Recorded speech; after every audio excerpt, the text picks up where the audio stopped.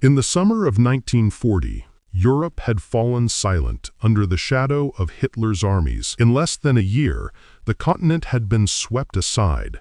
Poland, Norway, Denmark, Belgium, the Netherlands, and France, all conquered or humiliated, leaving Britain standing alone against the might of the Third Reich. Across the Atlantic, Americans watched with disbelief, wondering how a small island nation, with a population just under 50 million and a fractured army, could possibly resist the most powerful military machine in history. Yet in Britain's hour of peril, a man of unmatched resolve rose to lead the nation through the darkest days of the 20th century. Winston Churchill, long considered a maverick in British politics, assumed the premiership on May 10, 1940, the very day Germany launched its Blitzkrieg into France and the Low Countries. At the cabinet, he saw not only military disaster, but the potential collapse of a civilization if Britain surrendered. Churchill understood what others hesitated to say aloud.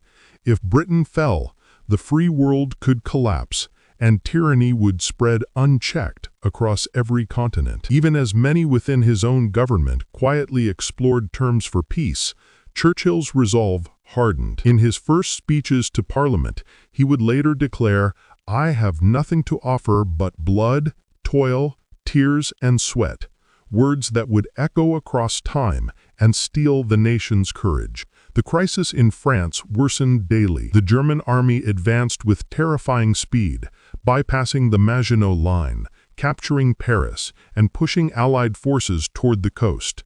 On the beaches of Dunkirk, a desperate evacuation unfolded. More than 338,000 British and Allied soldiers were trapped, surrounded by panicked French troops, with German armor closing in. For days, civilian fishing boats, ferries, and pleasure craft crossed the English Channel under fire, rescuing soldiers from certain death. While Operation Dynamo saved many, Britain returned a weakened army, exhausted, poorly equipped, and demoralized, stripped of much of its heavy artillery, vehicles, and tanks. Yet for Churchill, Dunkirk was not merely a retreat, it was a symbol. It proved that Britain's spirit was unbroken, that courage and ingenuity could defy overwhelming odds. From that moment, the stakes were clear. Britain must prepare to defend itself alone, not only for survival, but for the preservation of liberty itself. At the same time, Hitler's attention turned to the skies above Britain. Operation Sea Lion, the planned German invasion of England, required Luftwaffen dominance of the air. Hermann Göring, confident and ambitious, assured Hitler that the Royal Air Force could be defeated in weeks, clearing the way for German troops to land across the Channel.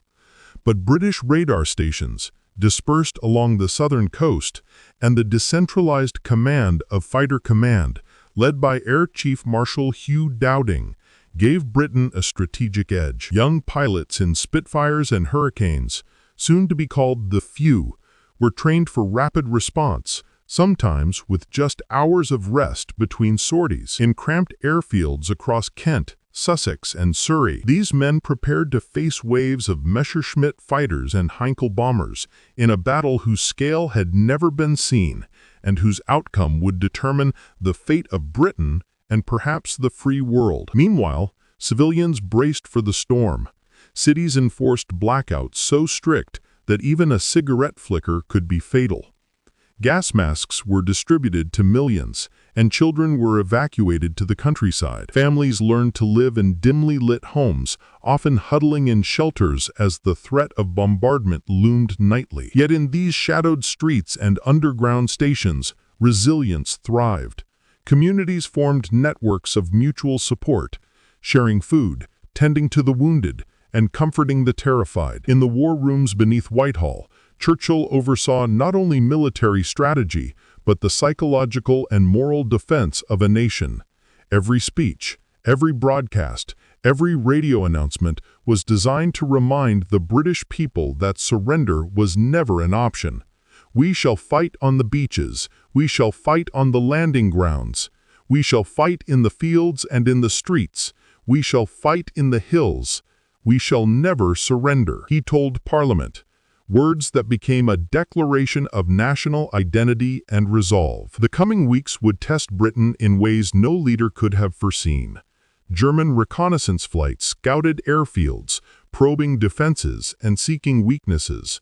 Pilots, many barely out of training, scrambled to intercept incoming raids, sometimes flying multiple sorties per day. The RAF's survival depended not only on courage, but on coordination, radar guidance, and relentless discipline. As bomber streams approached, trailing black smoke and tracer fire, fighter pilots rose to meet them, diving and twisting in aerial duels that left trails of destruction across the skies. The lives of these men and the lives of those they defended hung in a delicate balance between human skill and machine firepower. Churchill's leadership extended beyond strategy. He recognized that victory would depend on the unity of a nation, the morale of its citizens, and the confidence of allies yet to fully commit. Across the Atlantic, U.S. officials observed Britain's stand with a mixture of awe and concern. While the United States remained neutral, the thought of a free Britain falling to Nazi Germany spurred debates over aid, lend-lease programs, and eventual cooperation. In this precarious moment, Britain's isolation was both a danger and a catalyst, forcing leaders and citizens alike to confront the stark reality of total war and the stakes of liberty itself. By the end of the summer of 1940, Britain had no illusions. Hitler had conquered Europe. France lay defeated. Only the English Channel separated invasion from annihilation. The Luftwaffe was preparing to bring its full power to bear on the skies above London, Dover, and the southern coast. Yet Britain, under Churchill's indomitable leadership, had found its resolve.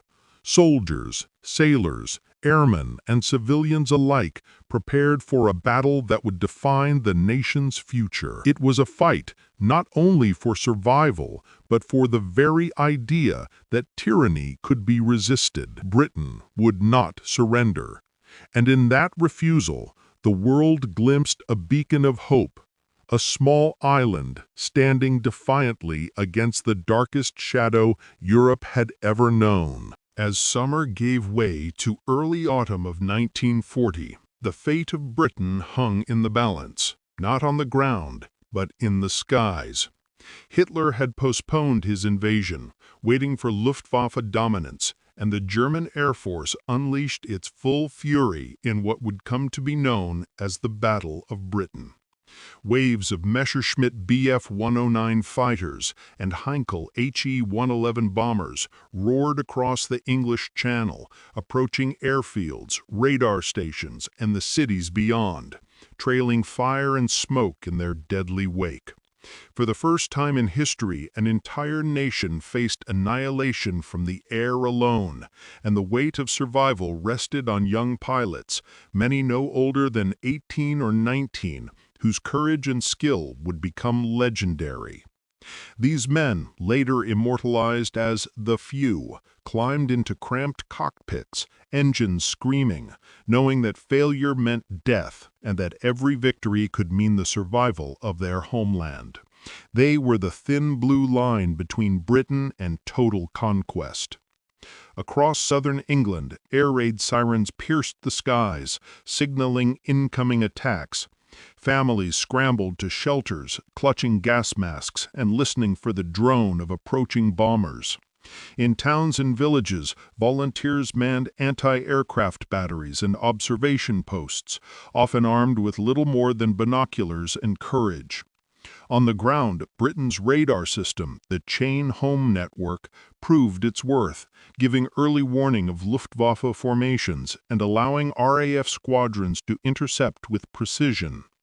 At Fighter Command Headquarters in Bentley Priory, Air Chief Marshal Hugh Dowding coordinated every sortie, carefully rationing pilots and aircraft to withstand the relentless pressure.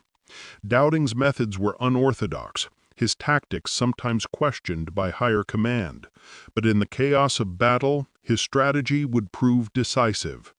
Britain's defense was not built on numbers or overwhelming firepower. It was built on strategy, technology, and the determination of ordinary men performing extraordinary acts. The Luftwaffe's objective was clear: destroy the RAF and pave the way for Operation Sea Lion, the planned German invasion of Britain. Airfields were bombed into rubble, radar stations shelled, and aircraft factories targeted relentlessly.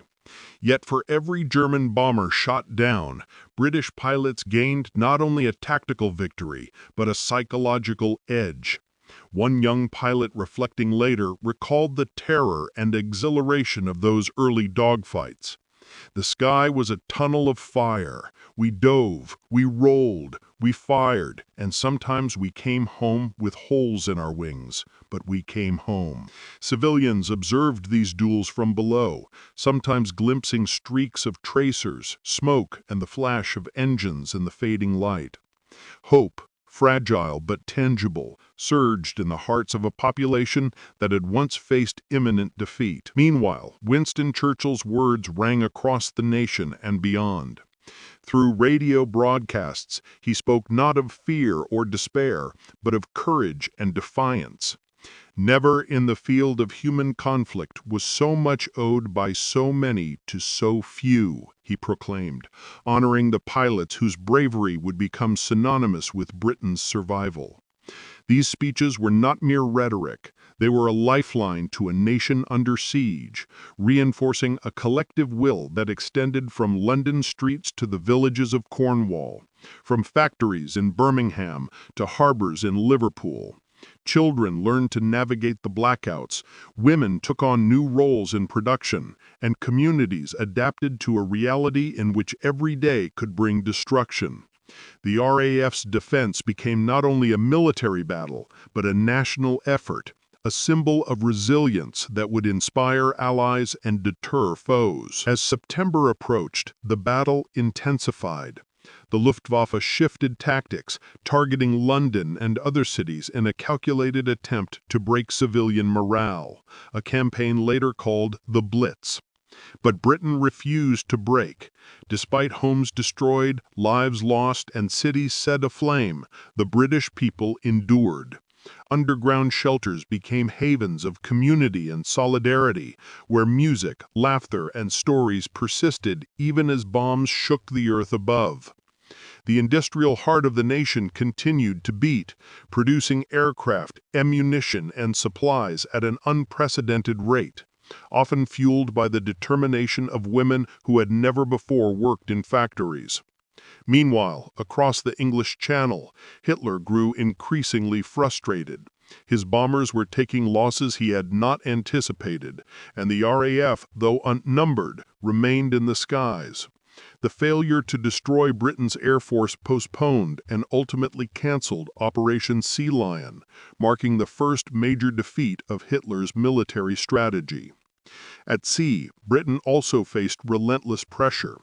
German U-boats prowled the Atlantic, targeting merchant convoys that carried vital fuel, food, and military supplies. Each convoy became a perilous journey across a black, stormy ocean where escorts engaged in cat-and-mouse battles with German submarines. Lives were lost daily, and entire crews vanished beneath icy waters. Yet, as on the ground and in the air, Britain adapted. Convoy routes were modified, escort strategies refined, and intelligence efforts intensified to anticipate U-boat movements. Britain's survival depended on this delicate balance of technology, courage, and strategic innovation. From the skies above to the seas below, every element of the nation's defense converged in a fight that was as much about determination and morale as it was about firepower. Churchill, fully aware of the stakes, understood that survival alone was not sufficient. Britain needed allies, resources, and a message that would resonate globally. Through secret communications and careful diplomacy, he began to strengthen ties with the United States, whose industrial capacity could provide critical support. While American public opinion remained divided, Roosevelt's administration watched the courage and resilience of Britain with admiration. Steps were taken to provide material aid, including aircraft and supplies, under programs that would later be formalized as Lend-Lease. Churchill's leadership was as much about inspiration as strategy. He recognized that demonstrating Britain's determination could influence allies, deter aggressors, and maintain the hope essential to endurance. By the end of the Battle of Britain's early phase, the RAF had achieved what many believed impossible. Against overwhelming odds, with limited resources and young pilots facing seasoned Luftwaffe crews, Britain's skies remained contested, and invasion remained a threat only in theory. The nation had endured its first major trial in isolation, and Churchill's vision that Britain must fight on, regardless of the cost, had been vindicated. Soldiers, pilots, and civilians alike understood that the battle for survival was not yet over, but Britain's refusal to surrender had changed the course of history. It became clear that a single island, resolute in its defense, could inspire hope across the world, demonstrating that tyranny could be resisted even when the odds seemed insurmountable. The courage of the few and the resilience of an entire nation had become a symbol of defiance that would resonate far beyond Europe, and the stage was set for the wider conflict that would draw in allies, shape global strategy, and test the limits of human endurance. As autumn deepened into winter 1940, Britain faced a new kind of warfare, one that extended far beyond airfields and battle lines.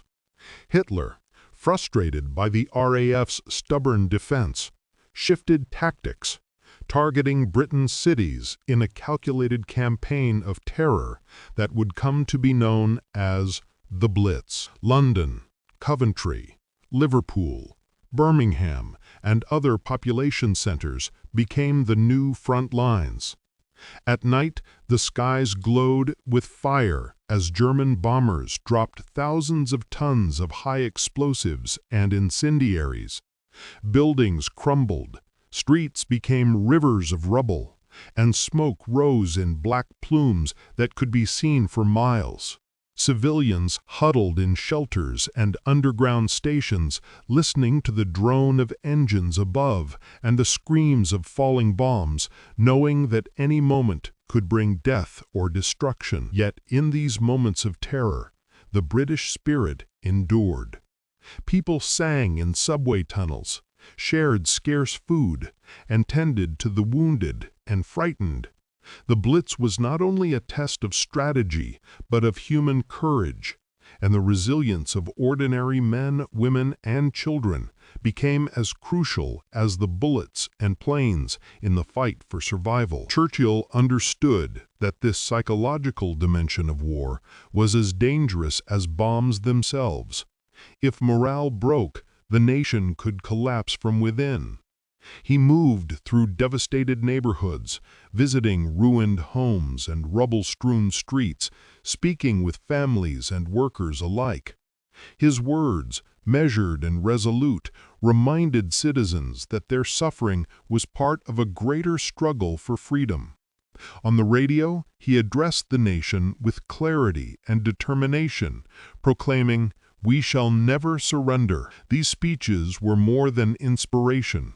They were a lifeline, reinforcing the collective resolve that would sustain Britain through months of relentless attacks. Meanwhile, factories and shipyards continued to operate under blackout conditions. Women, often working for the first time in industrial roles, riveted aircraft, assembled munitions, and repaired tanks, ensuring that Britain's capacity to fight remained unbroken despite the nightly raids. Across the Atlantic, Churchill's diplomacy was gaining momentum. While the United States remained officially neutral, the plight of Britain and the courage of its people captured the attention of Roosevelt and the American public. The Lend-Lease program began to take shape, allowing the United States to provide Britain with critical supplies, including aircraft, ammunition, and vehicles without direct involvement in combat. Churchill recognized that American support was essential for Britain's long-term survival. In a series of secret communications and planning sessions, he emphasized the urgency of these shipments, knowing that the nation's ability to continue the fight depended on resources flowing from across the Atlantic. This connection marked the beginning of a partnership that would ultimately define the global struggle against Nazi Germany. At sea, the war was equally relentless. German U-boats prowled the Atlantic, hunting convoys transporting essential supplies to Britain. Each journey was perilous. Merchant vessels and their escorting destroyers faced attacks that could come without warning, in the dark or through storms. Survivors recounted harrowing escapes from torpedoed ships drifting for hours in freezing waters and listening for the ominous drone of approaching submarines.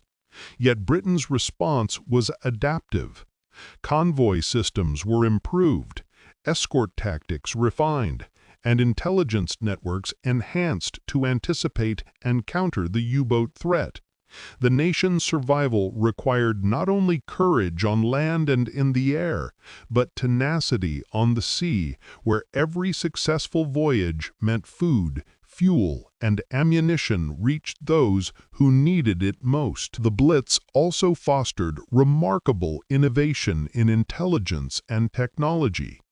At Bletchley Park, codebreakers, including the mathematician Alan Turing, worked tirelessly to decipher German communications. Each intercepted message provided crucial insights into enemy movements, allowing the RAF and Navy to respond more effectively to threats. The combination of intelligence, radar, and industrial production became the backbone of Britain's defense, enabling a nation under siege to survive against one of the most formidable militaries in history. It was a war fought not only with bullets and bombs, but with ingenuity, strategy, and the determination of countless individuals whose names may never be known, but whose actions were decisive. As the months progressed, the intensity of German bombing campaigns shifted, focusing at times on military targets and at times on civilian areas. Yet Britain's resolve never wavered. Soldiers, sailors, airmen, and civilians alike understood that every day of resistance was a day Britain remained free and a day the free world held hope. For Churchill, the war had become a test of endurance, leadership, and vision.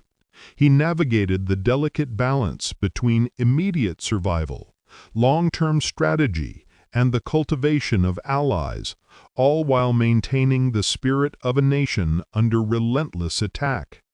Every raid that failed to break morale, every convoy that reached port, and every pilot who returned to the skies reinforced a growing truth.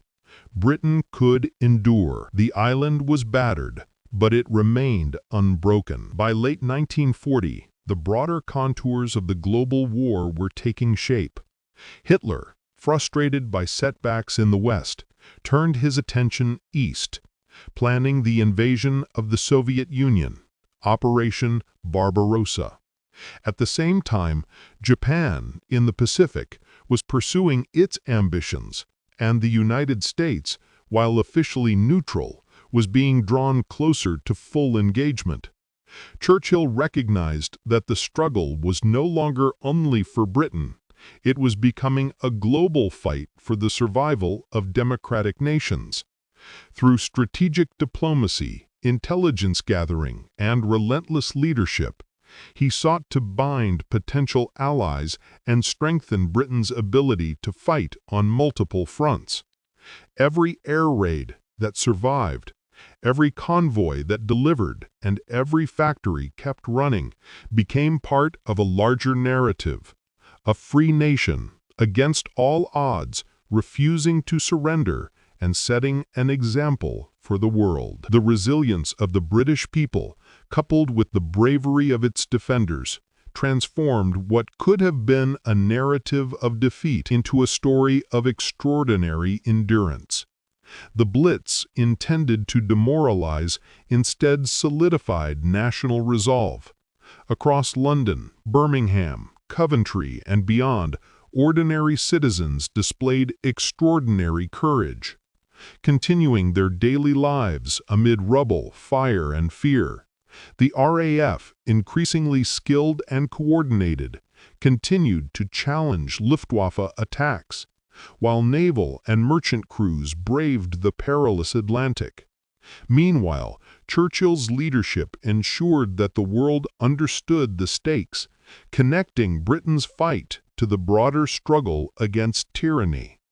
By the end of 1940, it was clear Britain had not only survived the first test of its independence and resolve, but it had also laid the groundwork for the global coalition that would ultimately turn the tide of the war. By early 1941, Britain had endured the Blitz, survived Luftwaffe onslaughts, and kept the Atlantic supply lines open despite relentless U-boat attacks. Yet Winston Churchill knew that survival alone was not enough. Britain could not win a prolonged war against the Axis powers without the support of a larger, industrially powerful ally. Across the Atlantic, the United States remained officially neutral, its people cautious after the First World War. But the British fight had begun to resonate. Roosevelt, recognizing the peril if Hitler's Europe dominated the seas, took steps to provide material aid through what would become the Lend-Lease program. Ships, aircraft, tanks, and vital supplies began to flow to Britain, bridging the gap between endurance and strategic possibility. Churchill understood the significance of this support.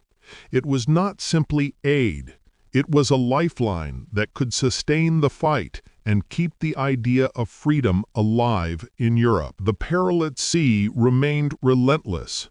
German U-boats prowled the North Atlantic in ever more sophisticated, coordinated attacks known as wolf packs, sinking merchant vessels and threatening Britain's supply chain. Convoys became lifelines, escorted by destroyers, corvettes, and aircraft, navigating stormy waters, icy gales, and the ever-present danger of torpedoes. Sailors endured hunger, cold, and the constant threat of sudden death, yet every successful convoy was a testament to discipline, bravery, and ingenuity. Britain's industrial heart continued to beat, producing new aircraft, munitions, and ships at a pace that defied the Axis's expectations. In his private reflections, Churchill noted that the Battle of the Atlantic was as critical as the battles fought in the air and on land. "The lifeblood of this nation runs in those convoys," he wrote, acknowledging the intertwined fates of sea and shore. While the Atlantic War raged, Churchill sought to solidify Britain's strategic partnership with the United States. In August 1941, in secrecy and under heavy naval protection, he traveled across the submarine-infested Atlantic to meet Roosevelt in Placentia Bay, Newfoundland. There, aboard warships shrouded in mist, the two leaders drafted the Atlantic Charter, a statement of principles affirming the right of nations to self-determination, opposition to territorial conquest, and a commitment to post-war security and cooperation. It was not a formal military treaty, yet it symbolized a moral alignment that would shape the course of the global conflict. Churchill recognized that signaling Britain's determination and commitment to shared values could strengthen public opinion in the United States and accelerate aid that was still limited by political caution. Meanwhile, Hitler, emboldened by his early successes, turned east, launching Operation Barbarossa in June 1941 and invading the Soviet Union. Churchill, who had long distrusted communism, nevertheless recognized the strategic advantage of supporting the USSR as a buffer against Nazi domination. His messages of support and aid were cautious but deliberate. Britain would assist any nation fighting against Hitler. The invasion dramatically shifted the global balance, forcing Germany to fight on multiple fronts, stretching its resources, and creating strategic opportunities for the Allies. In London, Churchill's war rooms became a hub of frenetic activity, planning, and intelligence gathering. Every report of troop movements, bombing raids, and convoy success or failure was meticulously analyzed, feeding into broader decisions about strategy, resource allocation, and alliance coordination. Across Britain, civilians and military personnel alike continued their extraordinary endurance. Factories churned out aircraft and armaments, hospitals treated the wounded and the displaced, and communities adapted to the ongoing threat of air raids and food shortages. The RAF continued to patrol skies with increasing skill and coordination, engaging the Luftwaffe in dogfights that tested every pilot's courage. Each victory, each convoy that reached port reinforced the sense that Britain was not merely surviving, it was preparing for a broader role in the global fight against tyranny. Churchill's vision had never been limited to keeping the island intact. It encompassed a belief that Britain's resistance could inspire other nations, secure allies, and ultimately help shape a world where freedom could endure. By late 1941, the trajectory of the war was becoming unmistakably global. The United States, pushed closer by German aggression and Japanese expansion in the Pacific, would soon enter the conflict directly following the attack on Pearl Harbor.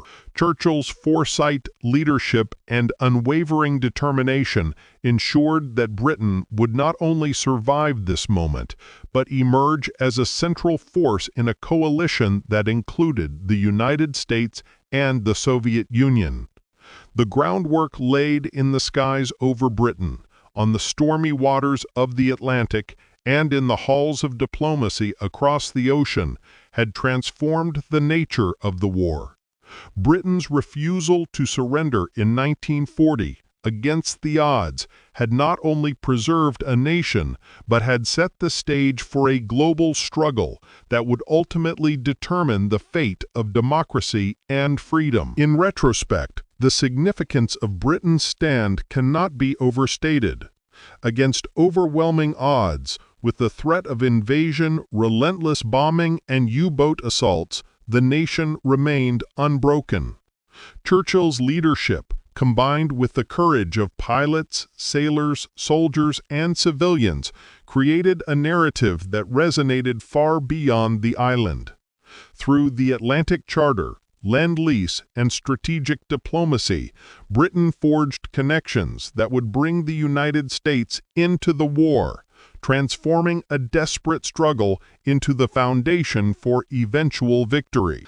The story of 1940 and 1941 is one of resilience, vision, and moral determination, a testament to what a single nation can achieve when it refuses to surrender in the face of overwhelming adversity. It was a battle not only for survival, but for the very idea that tyranny could be challenged and defeated, and the legacy of Britain's stand would echo through history for generations to come.